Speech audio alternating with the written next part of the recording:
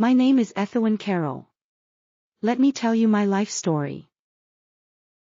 I was born July 25, 1918 in Heber City, Utah, the same year Heber built its first movie theater and the year World War I ended. My parents were George Carroll and Sarah Casper. I was the oldest daughter. My name came from my Aunt Irma Casper's middle name. My father said they should have named me Irma Etheawin instead.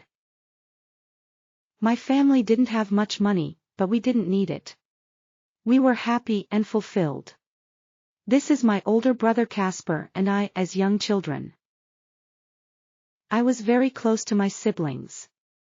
I had 3 brothers and 2 sisters.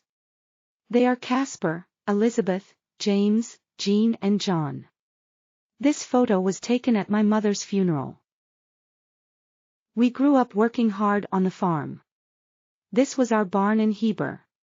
We experienced the Great Depression firsthand and were incredibly poor.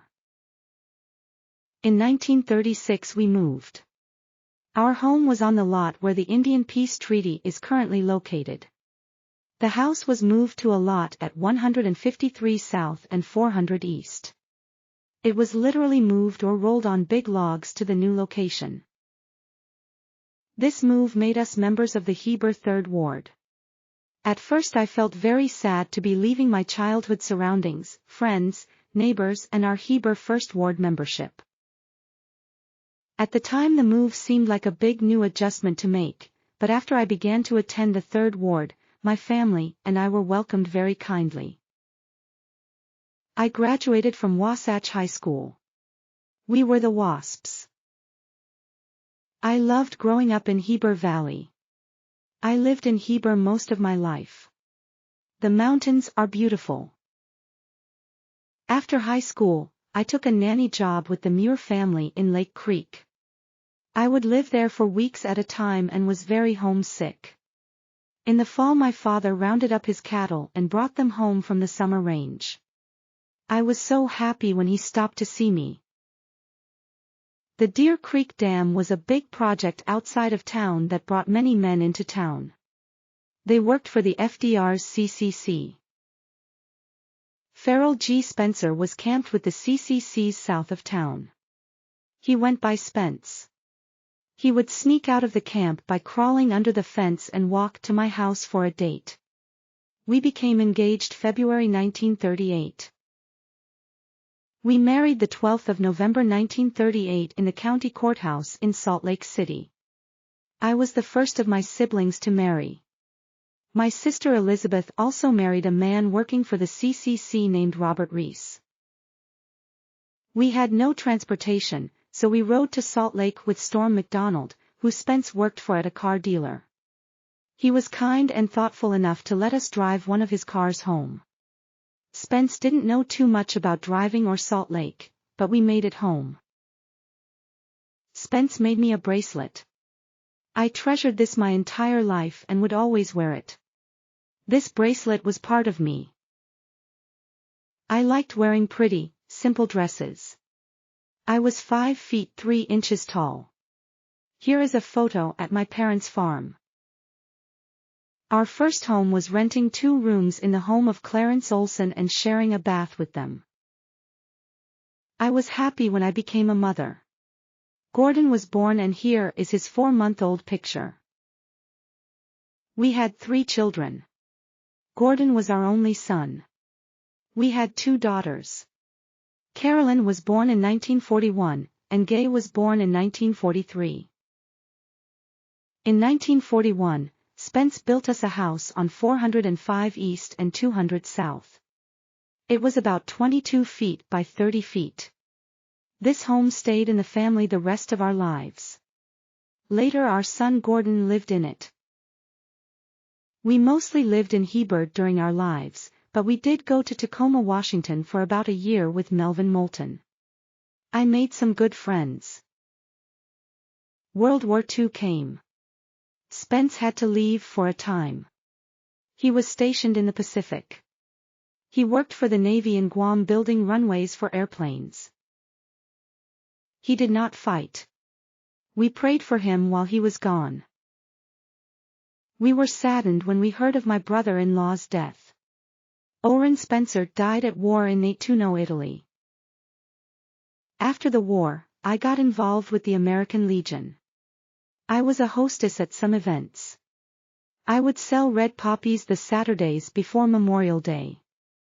The money we collected would be donated to help veterans. I also donated time with the Red Cross to help with blood drives. I did this for many years in Heber. I also belonged to the community Singing Mothers. I also volunteered for the March of Dimes in Heber. Our goal was to help improve the health of all moms, babies and families. Spence started auto body and fender repair in 1947. I did the paying statements and accounts payable at home for the business for the first year. He worked very hard at this and it became a big part of our lives. He would often come home late after a long day. I never had the desire to drive a car. My inability to drive didn't stop me. I went where I needed to go. If I made up my mind to go somewhere, I got there. When I heard of someone going to Provo, I would hitch a ride. My family and friends would often invite me to ride with them to Provo. Here is our 1950 census. I liked to be called Eth or Mrs. Spencer because people didn't know how to say my name. My children grew up and all married fine people. Here I am at Gordon's wedding in 1959. We moved to Main Street at 200 South on the corner by our business. The house was a white 2-story older home. I loved holidays. July 4th was my second most important holiday. I would spend all day at celebrating on the grounds of the Tabernacle on Main Street. I would get sunburned each time. I loved the kids' races, popcorn and ice cream. I loved buying sparklers for others. In 1968, Gay had her first stroke in Colorado and I went and helped her until she got better. I helped with her children for 3 months. In 1970, she had a second stroke and passed away in Grand Junction, Colorado. We were so sad. Spence and I didn't have the best marriage. We never got divorced, but we led separate lives in the same house. I heard of a baby dying of cold and I was determined to do my part to help babies stay warm by making quilts. If that baby had a quilt, maybe he would have survived. Quilts are a protection and comfort from the cold. In my journal, I had my quilt schedule. Here are the 16 quilts I made in the fall of 1986. I enjoyed making and giving them away. I loved my skin products. I would try anything and had a vast supply. More cream I used on my skin, the less you'll have to use when I die. I loved my family, grandchildren, great-grandchildren, nieces and nephews. I especially loved being a grandmother. I always bought them presents for Valentine's Day and Christmas. I would take them to the store and let them buy candy. I have served in the primary, Sunday school, junior Sunday school as coordinator, and as a Relief Society visiting teacher. I had a Christ-like life by showing unconditional love to everyone. I loved people. I had a very gentle and quiet nature. Later in life, I found out I had breast cancer, but I decided to keep it secret. I didn't treat it. I didn't like visiting doctors. I had a memorable last birthday, July 25th, where I turned 75. They all surprised me. We had many grandkids over and some of my siblings. It was a great last birthday. I died at 75 on February 28, 1994, in Heber at my home. My funeral services were held at the 3rd Ward Chapel. I was survived by 2 children, 9 grandchildren, and 17 great-grandchildren. My tombstone is in the Heber City Cemetery. You can find it at the coordinates of C-128-2. This is the same cemetery where you can find my parents, 2 of my grandparents, and 2 of my great-grandparents. I am Etheawin Carroll Spencer.